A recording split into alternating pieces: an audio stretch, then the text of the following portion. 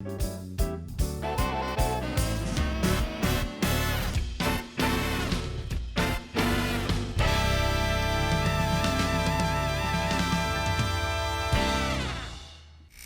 las cosas hay una de la que no se arrepiente nadie en la tierra. Esa cosa es haber sido valiente.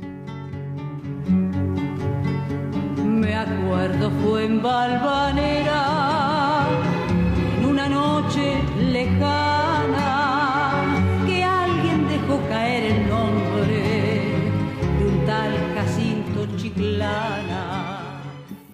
Empecemos, María Kodama, por un juego de ucronía. ¿Qué rumbo hubiera tenido su vida de no existir Borges? ¿Qué imagina? De no existir Borges, bueno, hubiera sido lo que estudié, profesora, que es lo que me encanta en la Facultad de Filosofía y Letras de Buenos Aires, y a mí me encanta enseñar.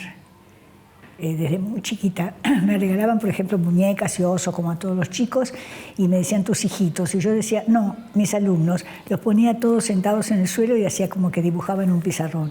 Así que mi vocación no es la maternidad, sino la enseñanza. ¿Y la escritura? Sí, también me encanta. Cuando era chica inventaba, pobre mi familia, inventaba obras de teatro que representaba con mis muñecos el día de Navidad o de Año Nuevo. Que era un espanto, pero no importa, a mí me encantaba. ¿Y escribió ya de chica, de adolescente? Sí, escribía. Sí, me gusta, es como una liberación para mí, ¿no? Es la libertad. Borges está cumpliendo 120 años. Exacto. ¿Y cómo está Borges? Bien, encantado. Hay muchas actividades para celebrarlo. Sí, hemos organizado muchas cosas, por ejemplo, una serie de conferencias dadas por profesores de la Universidad de Buenos Aires, de la Católica de El Salvador, de homenaje, ¿no? Y entonces después, como de una manera muy generosa y maravillosa nos ayuda Rosendo Fraga, todo eso va a ser publicado gracias a él, ¿no? Para que quede como testimonio. La pregunta anterior era porque ya hace 33 años que Borges no está físicamente entre nosotros, pero sigue estando, está fuerte. Sí. ¿Cómo es esa presencia de Borges?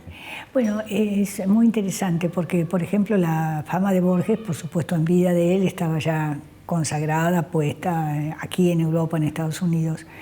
Y la prueba es todas las conferencias a las que lo invitaban para dar en distintas universidades del mundo. Pero una vez fue muy interesante porque el agente de Borges hizo una comida. Entonces, cuando terminó la comida, me dijo, bueno, esta comida la hice en tu honor. Le digo, ¿pero por qué? Y él me dijo que, claro, que muchos escritores, como Borges, eran muy importantes, muy famosos, pero que estaba la obra, como estaba la obra de Borges ya consagrada, pero el hecho de hacerlo sentir vivo era mi tarea, porque yo organizo conferencias, organizo homenajes, entonces dice, aparte de la fama que ya estaba en vida de él consagrada, como la de muchos otros escritores, brindo a tu salud porque vos hacés que nosotros sintamos que Borges sigue vivo. ¿Da mucho trabajo ser, entre comillas, la dueña de Borges? No, yo no soy la dueña de nadie. Ser dueño significa cortar la libertad. Y yo, para mí, lo más sagrado es ser libre, que nada me ate. No soporto, no soporto eso. Entonces no soy la dueña, soy la persona a la que Borges encargó el cuidado de su obra porque sabía que yo iba a defender su obra, costara lo que costara. Y yo fui criada por mi padre, que nació, crió y se educó en el Japón, y fui criada con principios muy rígidos, pero maravillosos, sobre la ética y sobre la libertad. Entonces, para mí eso es fundamental. ¿Hay algo de samurái en María Kodama? ¿Sí? Bueno, yo supongo que sí, seguramente, no es nada malo, al contrario. Es decir, el samurái era los guerreros que luchaban por algo en lo que creían realmente, ¿no es cierto? Y estaban dispuestos a sacrificar su propia vida, pero no perder la dignidad y el honor. Así que me parece muy bien que me digan eso. Reformulo entonces la pregunta. ¿Cuesta mucho trabajo defender a Borges? Bueno, como yo soy una persona así tranquila, cuando alguien se pasa de revoluciones o quiere hacer cosas con la obra de Borges que no son correctas, lo llamo, le digo, le explico y bueno, y si persiste, bueno, entonces recurro a los tribunales. Y muchas veces tiene que pasar por tribunales. No muchas, pero algunas sí, claro. Algunas veces sí. ¿Fue Borges el primer mediático en un país, digamos, donde lo mediático es tan importante, a veces a pesar, ¿no? Porque sí, se generan muchos escándalos? Borges tenía como mucha presencia, era muy dado, muy accesible a la televisión y atraía también porque era, bueno, obviamente muy ocurrente, ¿no? Sí, la verdad que sí. ¿Fue muy mediático? Bueno, yo creo que era mediático, pero no porque él quisiera, sino porque lo buscaban y él era una persona que a mí lo que justamente comentaba eso con las personas que me preguntaron algo al respecto, yo creo que lo más importante es que Borges tenía una vida totalmente independiente. Él nunca entró a formar parte, ni para bien, ni para mal, ni para nada, de ningún gobierno, por ejemplo. Él hacía su obra, él escribía, él daba sus opiniones como quería, pero su obra no, su obra estaba al margen de todo eso, aparte, sí. Uh-huh. ¿Lo vemos un poquito a Borges? ¿Mm? La amistad que no necesita frecuencia. El amor sí, pero la amistad, y sobre todo la amistad de hermanos, no. Puede prescindir de la frecuencia, de la frecuentación. Una de las En cambio, cosas... el amor no, el amor está lleno de ansiedades, de dudas, un día de ausencia puede ser terrible, pero yo tengo amigos íntimos a quienes veo, digamos, 3 o 4 veces al año, y a otros ya no los veo porque se han muerto ya. Por ejemplo, te veo Casares, nos veremos quizá 4 o 5 veces al año, somos íntimos amigos. Tuvo un tiempo en que se veían más a menudo. Bueno, cuando colaborábamos juntos. Claro. Peirú, quizá uno de mis mejores amigos, bueno, se casó y se olvidó de decirme que se había casado. Como hablamos de temas generales, y era muy tímido también, y parece, bueno, contar algo personal o es una impertinencia, no, que nunca nos hicimos confidencias. La amistad puede prescindir de la confidencia. Cuando... El amor no, el amor, bueno, si no es una confidencia, uno ya lo siente como una traición. El amor en su vida, ¿cómo se ha manifestado? ¿Generosamente, ampliamente? Yo no sé, pero se ha manifestado continuamente, digamos, incesantemente. ¿Hasta satisfacerle? Sí, y luego, bueno. ¿Lo conociste a los 16 años? ¿Cómo fue? A una manera muy divertida. Cuando yo tenía más o menos 10 años, había un amigo de mi padre que era fanático de Borges, ¿no? Entonces, él dijo, bueno, como yo quería estudiar literatura, le dijo a mi padre que una vez en la vida yo tenía que conocer a este hombre que daba una conferencia. Entonces Borges dijo, mi padre dijo, bueno, pregúntale a ella, yo no tengo nada que ver, ella es la que decide qué es lo que quiere o no quiere hacer. Entonces, bueno, yo fui. Y mi preocupación era que yo era muy, muy tímida. Si había personas invitadas en mi casa, yo me escondía debajo de la cama o en el placar. Y además no tenía volumen de voz. Entonces yo decía, ¿cómo voy a hablar delante? ¿Vos lo conocías? ¿Ya habías leído algo? ¿Tenías noticias de No, Borges? No, yo es muy interesante porque cuando yo tenía más o menos 5 años, mi padre me puso una profesora para que me enseñara inglés. Yo no sé si me enseñó, pero yo estaba fascinada porque el sistema que ella tenía era leer lo que ella estaba leyendo sin decirme autor ni nada y hacerme la traducción y seguir leyendo lo que ella estaba leyendo. Entonces me preguntaban, ¿te gusta la profesora? ¿Está conforme? Sí, fantástico, pero yo estaba fascinada. Y una vez me leyó los 2 poemas ingleses de Borges. Y en uno de ellos, en el segundo creo que es, en el que Borges dice que le ofrece a la mujer de la que está enamorado, dice, mi derrota, mi fracaso, el hambre de mi corazón. Entonces yo, para una criatura de 5 años, el hambre es el estómago, no el corazón. Entonces yo preguntaba qué era el hambre del corazón, le pregunté. Me dijo, bueno, un día sabrás que ese es el amor. Entonces yo durante muchos años, hasta que entendí qué es lo que ella me había dicho, estaba desesperada porque no sentía hambre del corazón. Y por suerte no lo sentí nunca, así que estaba todo perfecto. Bueno, y después este amigo de mi padre me lleva a ver la conferencia que Borges daba. Y eso me dio la primera seguridad de mi vida, porque cuando él subió, los tímidos nos reconocemos como los animales en la selva. Entonces yo lo vi y dije, pero este señor es más tímido que yo. Y la gente estaba sentada en el suelo, parada, ¿cómo va a hablar? Y cuando empezó a hablar, Borges tenía un tono de voz muy bajo. Entonces yo salí de ahí contentísima, porque dije, si este señor puede, yo voy a poder. Así que esa es la primera gran seguridad que me dio. Y la primera afinidad fueron los idiomas, ¿no? Claro, claro. El estudio del anglosajón. El anglosajón, sí. Ajá. Sí. ¿Por qué tenía tanto entusiasmo por los idiomas? También el islandés. El islandés, después sí, que era, como él decía, el latín del norte, y es cierto. Y termina casi a las puertas de la muerte estudiando árabe. Sí, sí, porque sí, a él le gustaban mucho los idiomas y a mí también. Entonces, él quería estudiar japonés, pero, digamos, el profesor que enseñaba japonés trabajaba en un instituto que por contrato él no podía enseñar particularmente. Entonces una noche, mirando los avisos clasificados del diario, le digo, ay, acá hay un profesor que enseña árabe. Bueno, ¿por qué no? Llámelo. Yo no me di cuenta que llamar a alguien a las 9 de la noche en Ginebra es como si acá llamaran a las 2 de la mañana.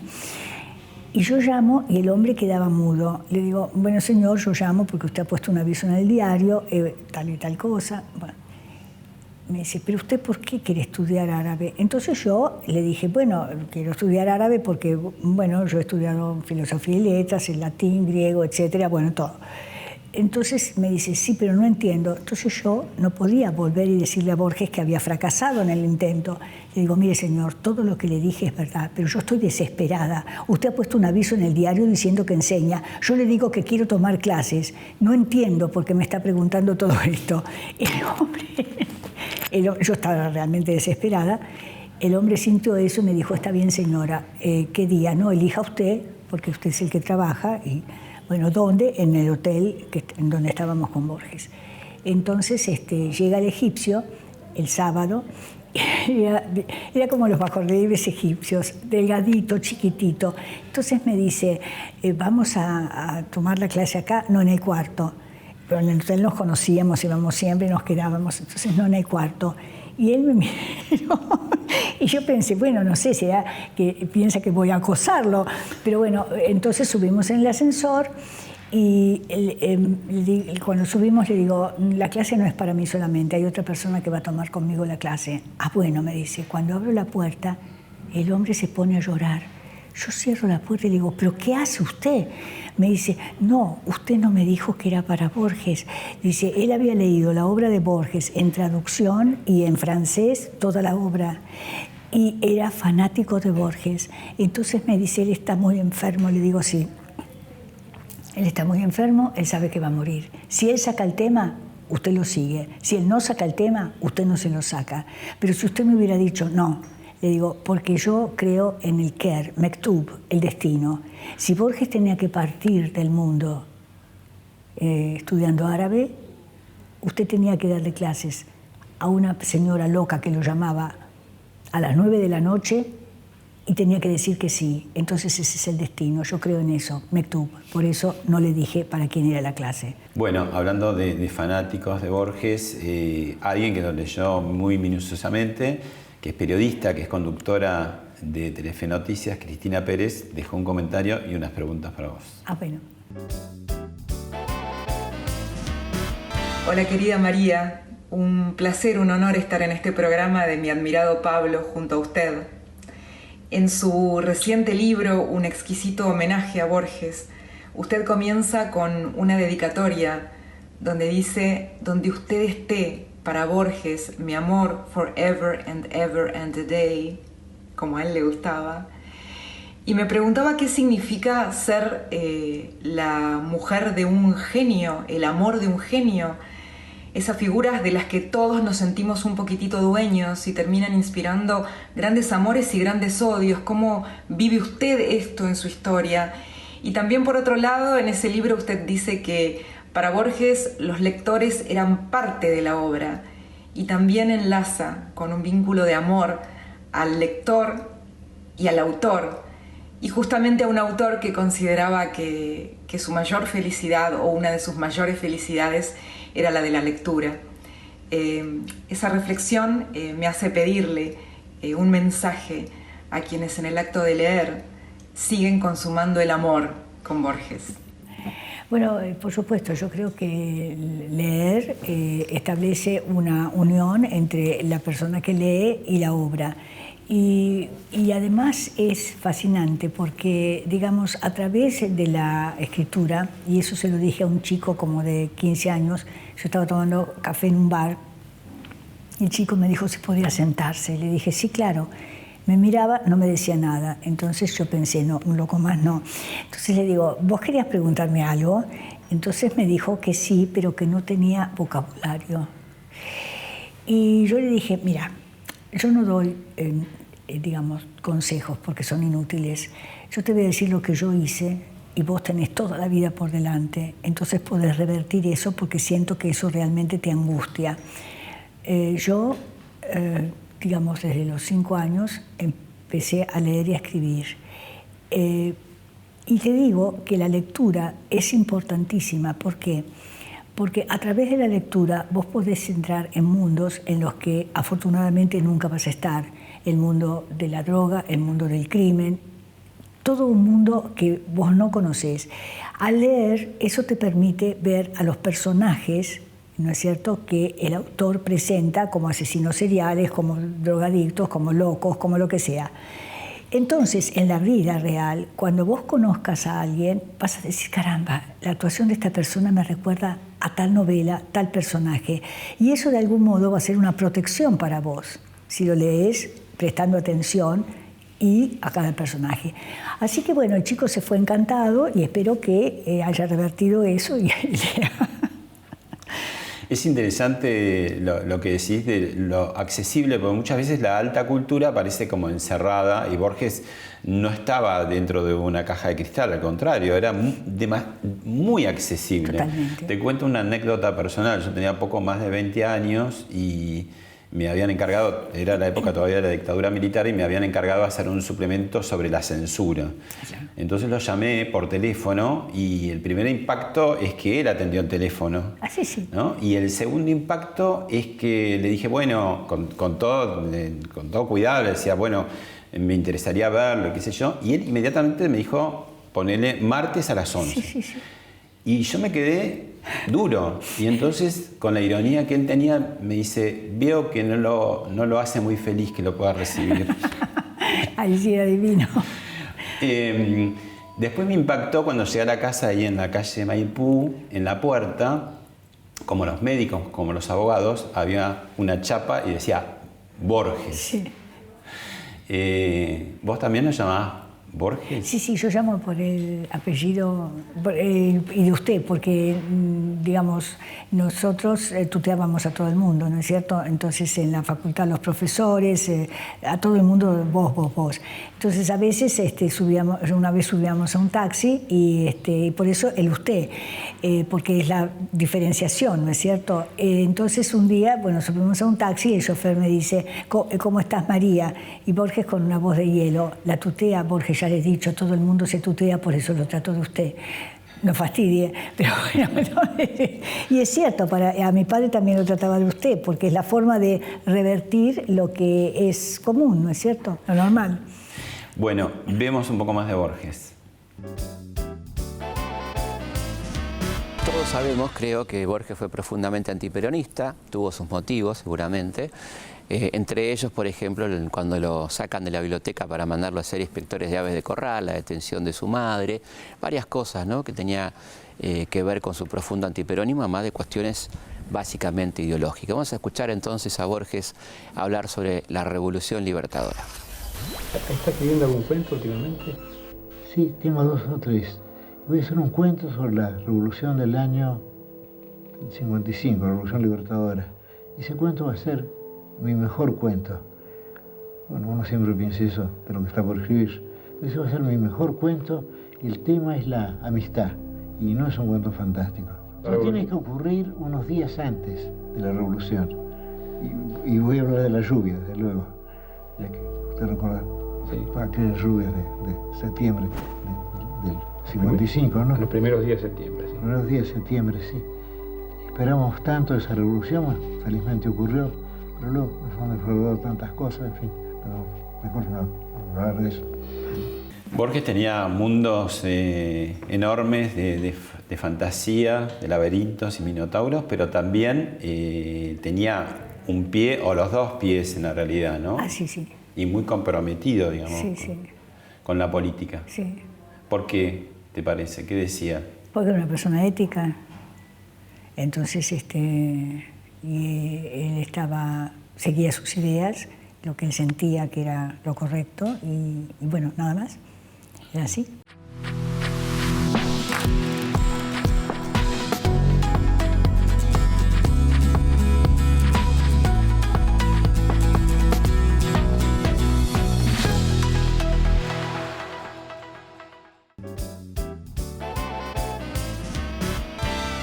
Tenemos un otro video donde habla también de la postura política de Borges. Yo traté de ser mi amigo de los estudiantes y todos ellos me habían leído. Yo decía, no, olvídense de mí, piensan en De Quincey, en Dickens, en Kipling, pero no, seguían pensando absurdamente en Borges también. ¿Por qué cree que usted que llega tanto a los jóvenes que por otra parte están más bien, digamos, desde el punto de vista de las actitudes políticas en un extremo completamente opuesto al suyo, están en un radicalismo? Bueno, yo no sé realmente en qué situación política estoy. Ciertamente no soy nacionalista, ciertamente, bueno, esto no soy peronista, no soy comunista. Soy, digamos, un individuo, un modesto anarquista en la manera spenceriana, creo en el individuo y no en el Estado. ¿Y qué decía al respecto? ¿Qué ampliaba? ¿O no era muy de hablar de política? No, sí, es decir, bueno, hay dos cosas interesantes. Por ejemplo, en lo que respecta a la dificultad de la lectura de la obra de Borges, en realidad es algo muy interesante, ¿no? Porque yo tenía más o menos 10 años y empecé un cuento sin saber de quién era, y nadie lo vio desembarcar en la unánime noche. Y yo dije, ¿qué es esto? Lo leí hasta el final sin entender ni una palabra intelectualmente de ese cuento. Evidentemente no podía hacerlo, era muy chica. Y después, hará 2 años o 3, se presentaba un libro en el Salón del Libro de París, muy interesante, que Victoria Ocampo le hizo a Borges en forma de entrevistas. Cuando yo leí ese cuento, yo pensé, más adelante cuando ya sabía quién era Borges, si yo tuviera que salvar, de acuerdo a una ley que hubiera y que dijera que hay que quemar la obra de todos los escritores salvando una pieza, la única obra que yo salvo de toda la obra de Borges es Las ruinas circulares.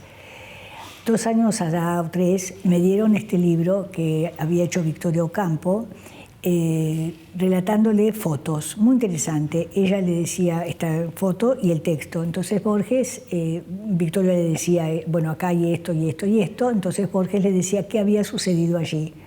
Me lo daban para que haga el prólogo y en determinado momento llego a lo que le dice Victoria Ocampo. Acá hay una casa con un jardín a la derecha o una escalera a la izquierda. Y Borges contesta, si esa es la casa donde yo en una semana escribí Las ruinas circulares. Durante esa semana yo trabajaba en la biblioteca Miguel Cané, yo comía con mis amigos, yo caminaba, pero lo único que quería era volver ahí, porque nunca, ni antes ni después, pude escribir algo con la intensidad con que yo escribí ese cuento. Esa intensidad es una chica que intelectualmente no entendió nada, pero que quedé atrapada en ese momento de tal modo que sería la única obra que yo salvaría de toda, la única pieza que yo salvaría de toda la obra de Borges. Y cuando leí eso, fue maravilloso. Entonces recordé lo que él siempre decía. Él era agnóstico como yo. Entonces, pero jugaba y decía que nosotros, de todas las formas posibles, después de la partida, la más lógica era la reencarnación, ya con eso que no se cree. Entonces decía que nosotros seguramente veníamos de otras vidas juntos y que entonces yo le prometiera que en la próxima nos reencontrábamos.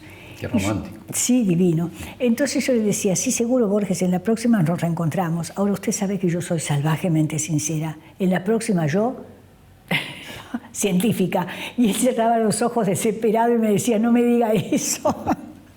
Porque él quería volver a ser escritor, por supuesto. Te propongo ir al túnel del tiempo. Bueno, a ver.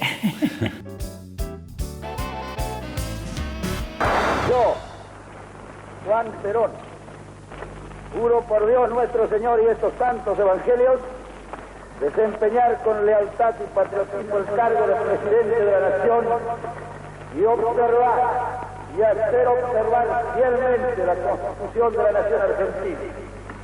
Si así no lo hiciere, Dios y la nación me lo demandan.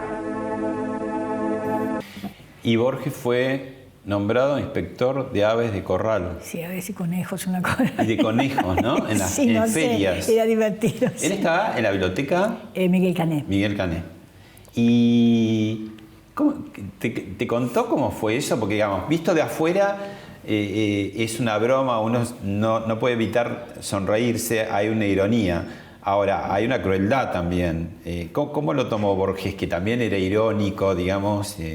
Por supuesto no fue inspector finalmente. No, por supuesto que no. Renunció. No, pero fue muy divertido porque él dijo que gracias a eso él se convirtió en conferencista, porque como tenía que vivir de algo, entonces empezó a dar las conferencias. Entonces siempre buscaba dentro de lo negativo lo que era positivo, y eso es muy importante. ¿Y por qué tan del principio él ya se sintió como enemigo del peronismo?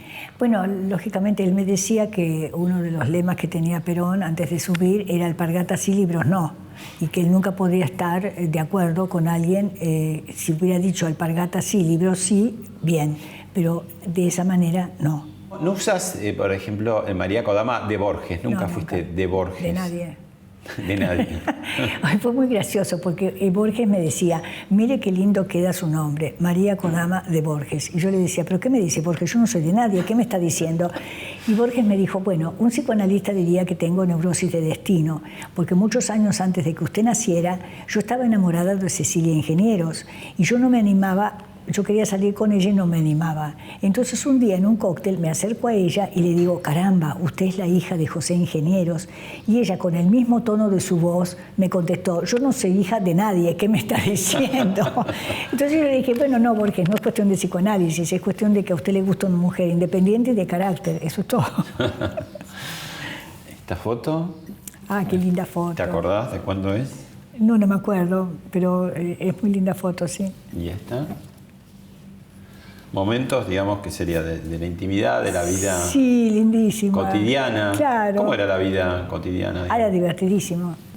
Él era una persona muy, muy divertida, así que, yo le decía a mis amigos, pero vengan, que es tan divertido. No, el viejo, los laberintos, qué horror. Bueno, ellos se lo perdieron. Yo...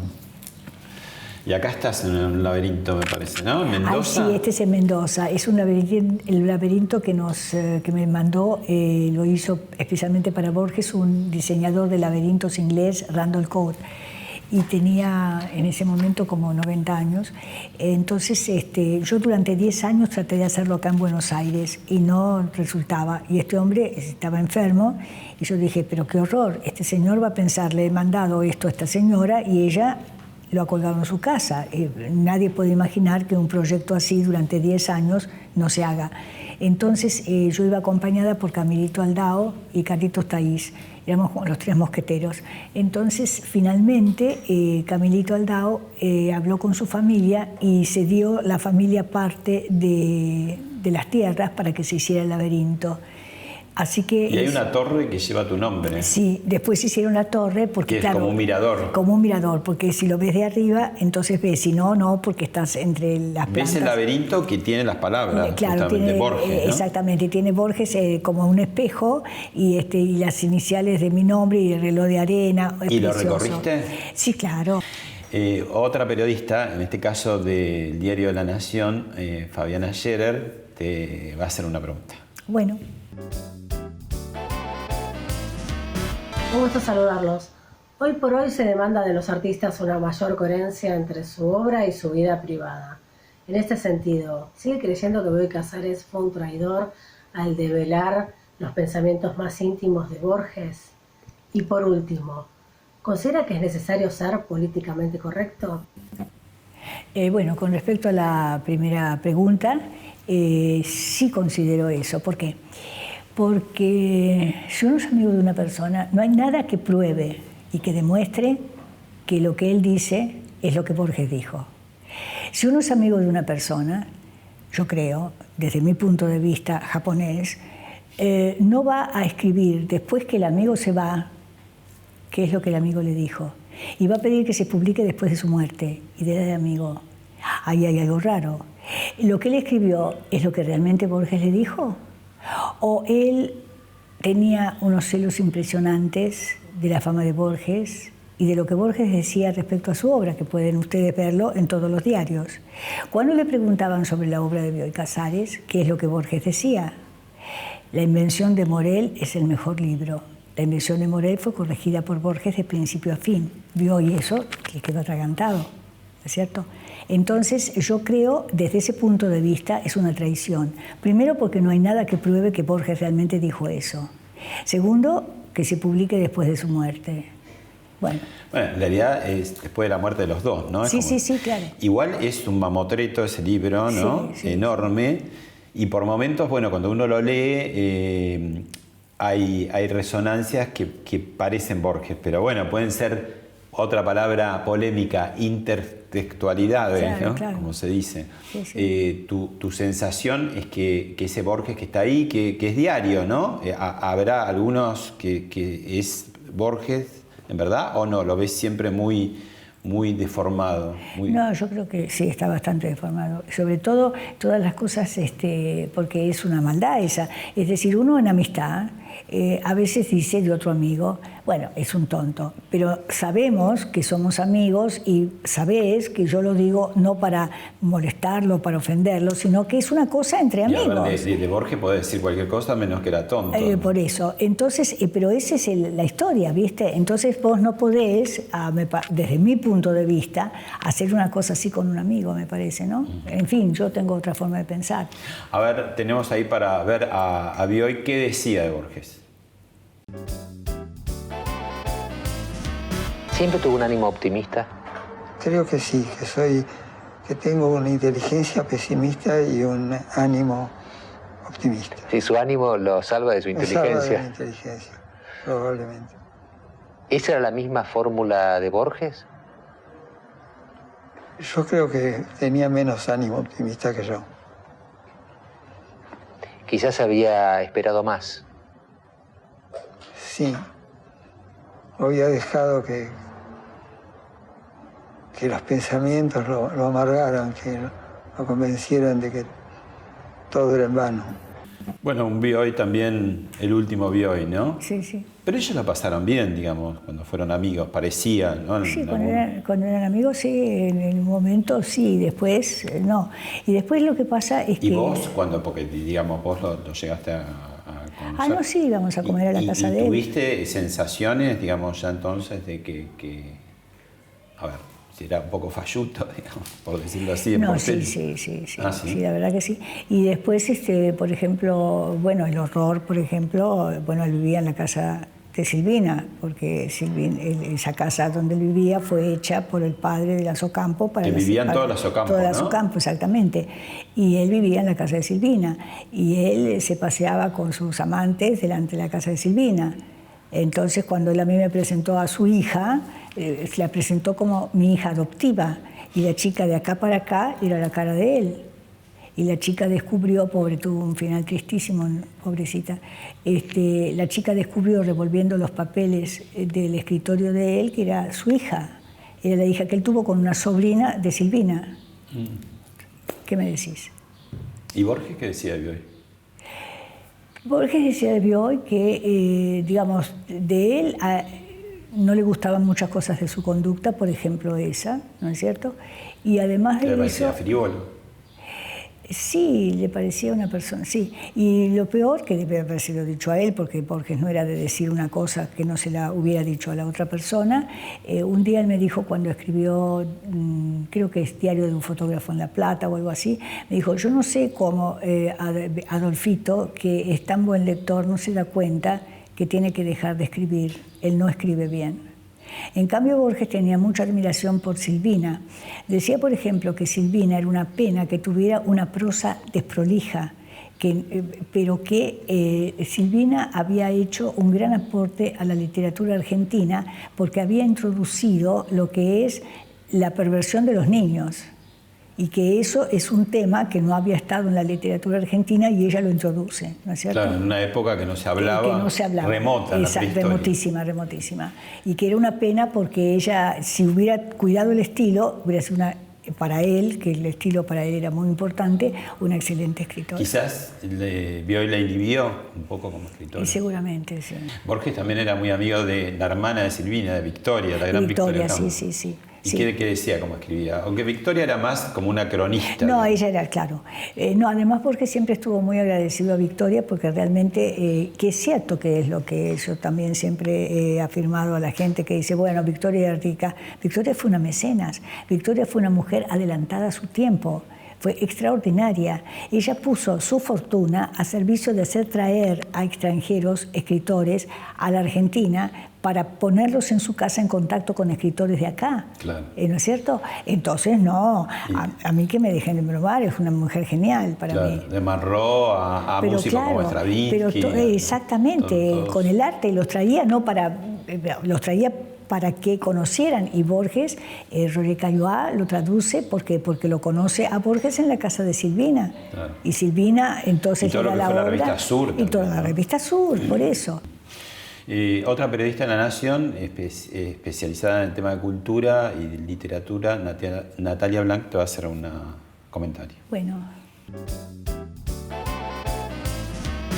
Soy Natalia Blanc. Quisiera preguntarle a María Kodama cómo terminó el trabajo de restauración y recuperación de los libros de la biblioteca personal de Borges, que hace unos años tuvieron un proceso de recuperación artesanal, uno por uno, manual, para librarlos de las humedades y las pestes que suelen atacar los ejemplares. Si finalmente, fueron recuperados a salvo, y si están ya catalogados y se pueden consultar en algún lado. Son los libros que Borges leía, los libros que Borges anotaba. Gracias. Borges no era de tener muchos libros, ¿no? No. La biblioteca que él tiene es la que heredó de su padre, y su padre la heredó de su abuela, por eso la mayor parte de los libros están en inglés. Porque su abuela era inglesa, ¿no? Fanny Haslam. Entonces, en la biblioteca, claro, yo la tenía por suerte catalogada, profesionalmente catalogada, y claro, yo era naïve, entonces dejaba que la gente fuera y todo eso. Y un día que descubro que han robado 2 libros, uno de los cuales lo sentiré toda mi vida, que es La historia natural de Plinio con notas de Borges. A partir de ese momento se terminó. Porque yo dije, un día voy a llegar y voy a encontrar las estanterías sin libros. Entonces ahí yo cerré con llave eso, ya había hecho catalogar la biblioteca, y únicamente, esa no es una biblioteca pública, es una biblioteca especializada. ¿Cuántos libros más o menos son? No te puedo decir exactamente, pero serán 1000 y pico, una cosa así. No te miento si te digo, porque no los he contado yo, pero la hice catalogar profesionalmente. Y bueno, entonces, ¿cómo se abre esa biblioteca? Hay un estudiante que está haciendo un trabajo sobre la obra de Borges para su doctorado, viene con la carta del profesor, la lista de libros que él necesita, y como en las bibliotecas de todo el mundo, sin nada donde él pueda guardar nada, se le baja el libro que él necesita y que él tome notas para hacer su tesis. Por eso no es una biblioteca pública de lectura esa, ¿no? María, ¿dónde estamos en este momento? ¿Qué es esto? Esto es la Fundación Internacional Jorge Luis Borges. ¿Y qué se hace acá? ¿Qué hay acá? Bueno, acá hacemos siempre una serie de actos, sobre todo durante la semana del cumpleaños de Borges. Tenemos siempre profesores que dan durante una semana cursos sobre la obra de Borges. O sea, el mes de agosto siempre es muy activo, y mucho más en este 2019 por los 120 años redondos. Exactamente, sí. sí. Y si no, siempre hay acá, siempre hay alguna conferencia o exposiciones de pintura. ¿Y hay algunos objetos personales de Borges? Sí, sí, están en el pequeño museo que armé, que ahora después lo veremos. Así que sí, yo he tratado de que la gente lo conozca. Sobre todo vienen muchos extranjeros a visitarlo y muchos estudiantes. Eso, muchísimo, sí. ¿Podemos recorrer un poco? Sí, sí. Bueno, ¿dónde estamos ahora? Ahora estamos en una parte del pequeño museo de Borges. ¿Y qué vemos ahí? Bueno, esto es el árbol genealógico, que hay solo una parte porque no cabía todo. Y acá hay una cosa, estos son los abuelos, la abuela inglesa, Fanny Haslam, Borges, que murió en La Verde. Y acá son, estos son el padre y la madre de la madre, los abuelos por parte materna. Y ese es Suárez, que luchó en La Verde. Bueno, en esta vitrina es toda la parte de la familia de Borges, el escudo, por supuesto, de Ginebra. Y bueno, ahí está con su padre y su madre en Ginebra. Ahí está con su hermana en el zoológico, creo. Con Nora. Claro, su hermana Nora. Y aquí es cuando él era chiquito. Acá ya un poco más grande. Claro, acá ya más grande. Y acá es la época en que él traduce El Príncipe Feliz. Y eso sale publicado y la gente piensa que es el padre que lo ha hecho la traducción. ¿Y tenía qué edad tenía más o menos? 10, 11 años. ¿Y acá manuscritos tenemos? Y acá sí tenemos, a ver, manuscritos, está acá. Este es el manuscrito, y fíjate que bien dibujaba. Ah, ¿esos son dibujos de él? De él. Ah, no sabía que dibujaba. No, también. Y él me dijo que, por ejemplo, la hermana dibujaba y escribía Pintora, también. claro. Entonces llegaron a una conclusión, que iban a separar la historia. Ella nunca más iba a escribir y él nunca más iba a dibujar. Iba a dibujar, pero los dos tenían buenos talentos para la otra profesión. Exactamente, exactamente. Fue un pacto de hermanos. Un pacto de hermanos para dividir la historia. Bueno. Esto es muy interesante. Es un libro que creo que tardó 10 años la mujer en hacer toda la ilustración de la Aleph. Y cada cuento tiene dibujos y pinturas diferentes.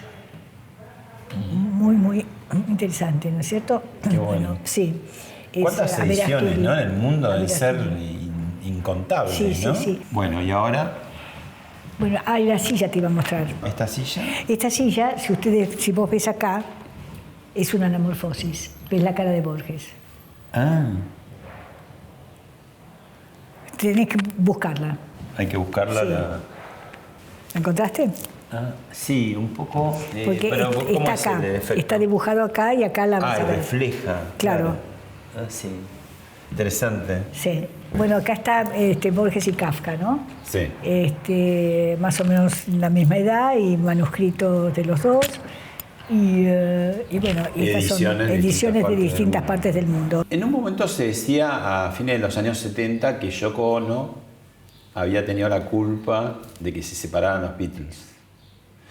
En algún momento, haciendo un paralelo, alguien echa la culpa que vos te quedaste con Borges, te apropiaste, que sos como la cancerbera de Borges. No, para nada. Yo soy una persona libre, fundamentalmente, ¿no es cierto? Entonces, y yo siempre le dije a Borges esto, cuando él me decía, bueno, como hace un rato dije, cuando él me decía, mire qué lindo queda su nombre, María Kodama de Borges, yo no soy de nadie, yo soy libre. Y un día le dije, mire Borges, si yo siento que usted intenta atraparme, lo dejo para siempre. Si usted quiere que yo esté para la eternidad con usted, no intente atraparme. Yo soy libre, no soporto ser atrapada. Entonces usted elige lo que quiere. Y para él tiene que haber sido muy difícil, porque él era una persona más bien atrapable. Pero, de acuerdo, estuvo bien, ningún problema. Pero esa advertencia que le diste a Borges, sí. fue por... Vos veías que... Claro. Porque él me decía, por ejemplo, pero yo trabajé siempre desde que estudié, ¿no? Porque yo quería ser independiente y la independencia es económica. Entonces me decía, ¿pero por qué?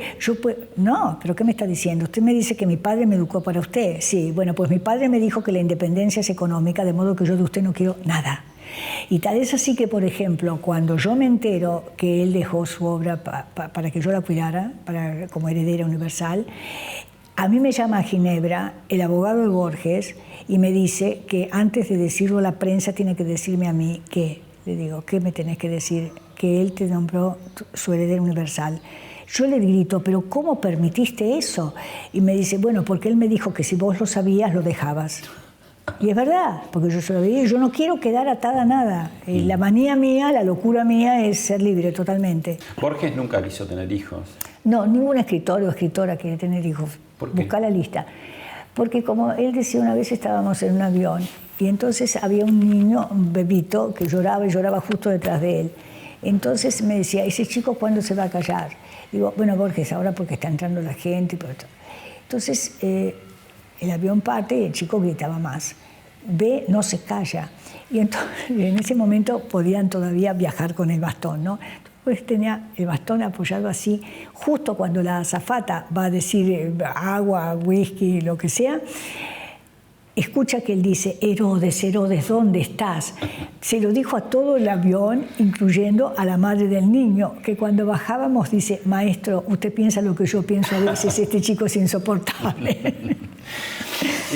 Borges, con lo sabio que era, en algún punto tenía algo como de chico, ¿no? Como de esa cierta inocencia, ¿no?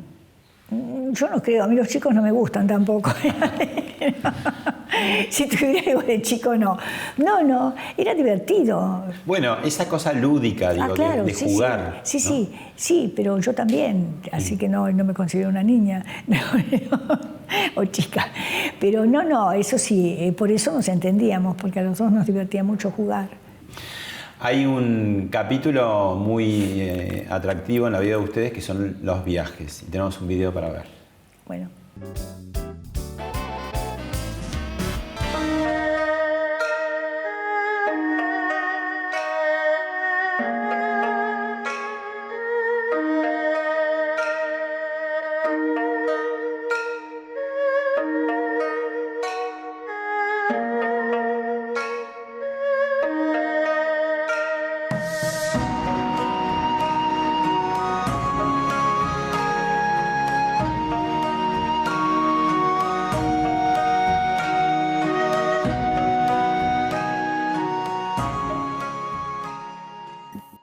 ¿Qué veía, entre comillas, Borges en los viajes?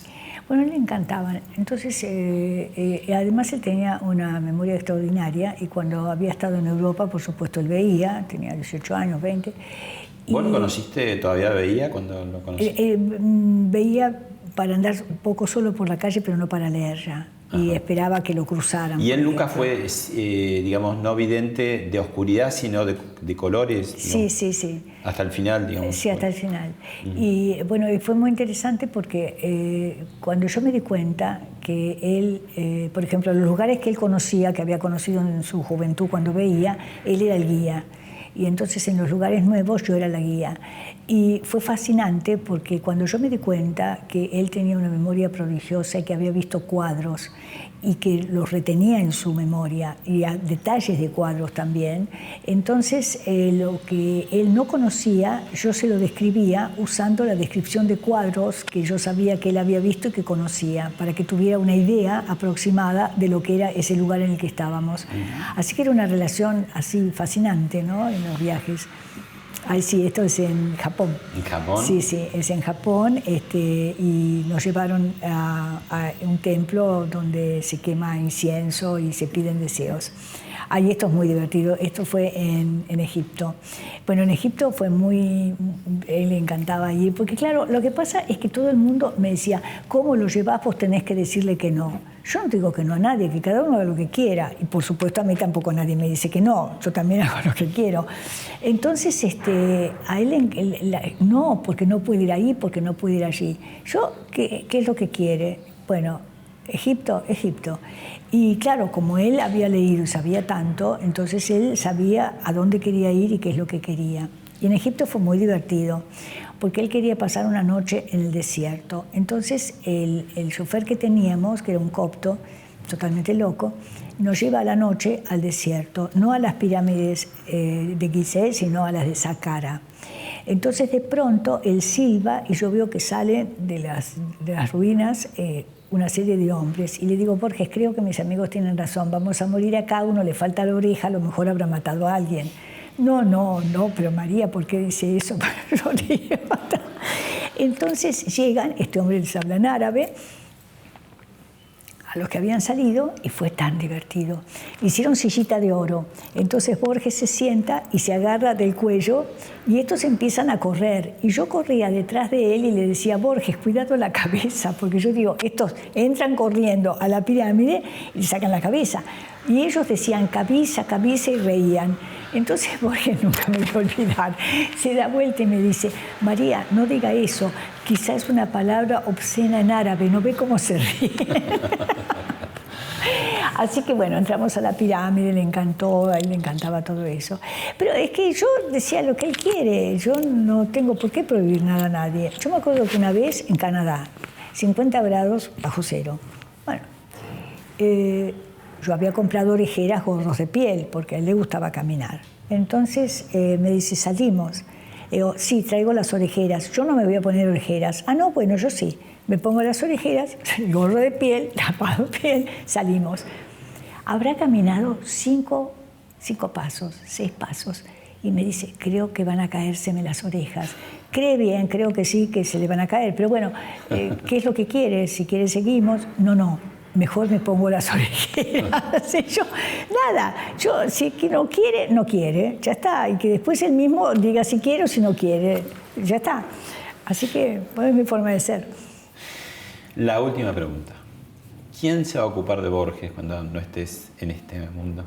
Ay, no sé, todo el mundo hace esa pregunta terrible. Ya sé quién, y ya está la persona que va a seguir, que es así mi estilo. ¿Va a controlar más que vos todavía? Y quizá. Gracias. No hay por qué.